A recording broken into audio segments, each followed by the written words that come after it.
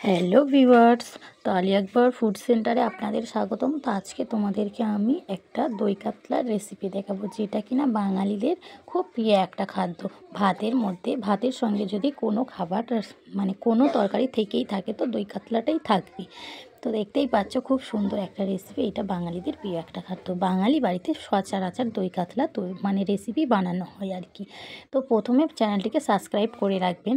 তো দেখতেই পাচ্ছ মানে দই কাতলার রেসিপিটা আমি এত সুন্দর একটা রেসিপি, এত সুন্দর একটা তোমরা দেখতেই পাচ্ছ কত সুন্দর দই কাতলার রেসিপি। খেতেও কত সুন্দর টেস্ট, মজাদার। যেমনি খেতে টেস্ট তেমনি মজাদার সুন্দর একটা এই রেসিপিটা দেখতে হলেও তোমাদের ভিডিওটাকে মানে শুরু থেকে শেষ পর্যন্ত অবশ্যই দেখতে হবে। তো চলুন আমি ভিডিওটা এবার তোমাদের সামনে শেয়ার করব। তো আমি নিউ চ্যানেল, অবশ্যই চ্যানেলটিকে সাবস্ক্রাইব। প্রথমে আমি মাছটাকে হলুদ মাখিয়ে নিয়েছি, দেখতেই পাচ্ছ। এবার আমি কড়াইতে তেল দিয়ে মাছটাকে এমনভাবে ভেজে নেব। তো মাছটাকে ভেজে নিচ্ছি, দেখতেই পাচ্ছ কড়াই মাছটাকে আমি ভেজে নিয়েছি। এটাকে আমি সাইডে রেখে দেবো। এবারে আমি একটা পেস্ট তৈরি করে নেব। তো মিক্সচারে আমি প্রথমে আদা রসুন দিয়ে দিচ্ছি, দেখতেই পাচ্ছ আদা রসুন দিয়ে দিচ্ছি। এর উপরে দিয়ে দেব আমি অল্প পরিমাণ মানে পেঁয়াজ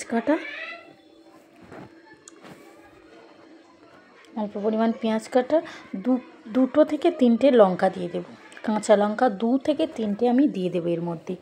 দিয়ে এটাকে আমি পেস্ট তৈরি করে নেব। ওটাকে আমি পেস্ট তৈরি করে সাইডে রেখে দেবো। তো আমি ওই যেই কড়াই মাছ ভেজেছিলাম ওই একই তেলে অল্প একটু পেঁয়াজ কাটা দিয়ে দিচ্ছি।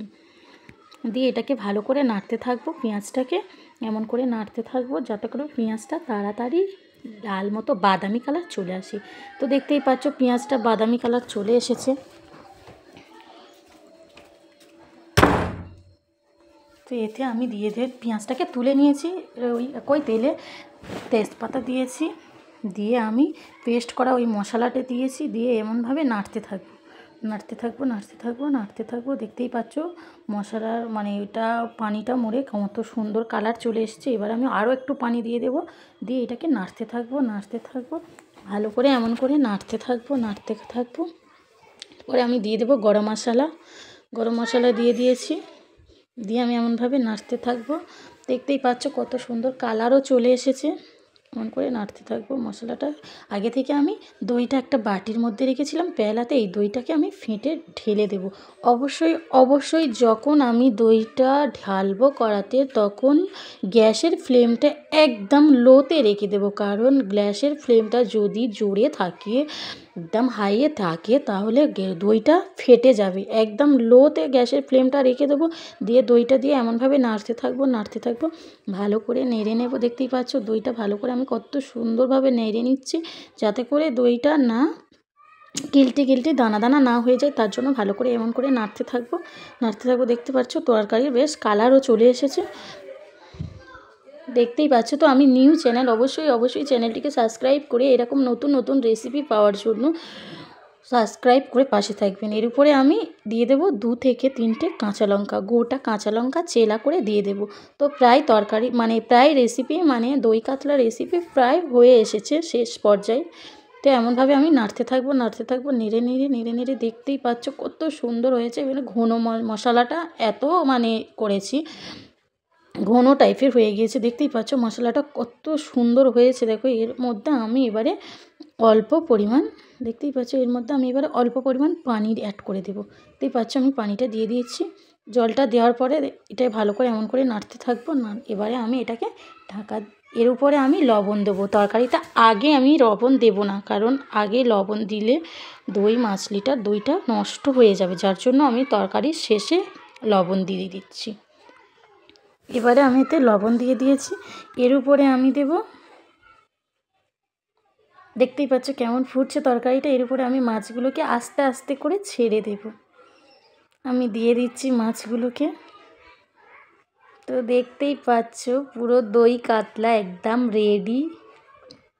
ভাজা পেঁয়াজটাকে যেটা আমি রেখেছিলাম ওটা উপর থেকে ছড়িয়ে দেব।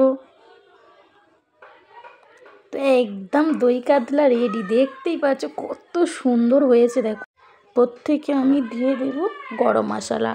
জিরে গুঁড়ো, জিরে মরিচ গুঁড়োটাকে উপর থেকে আমি ছড়িয়ে দেবো। তো দেখতেই পাচ্ছ মানে দই কাতলার রেসিপি হয়ে গিয়েছে।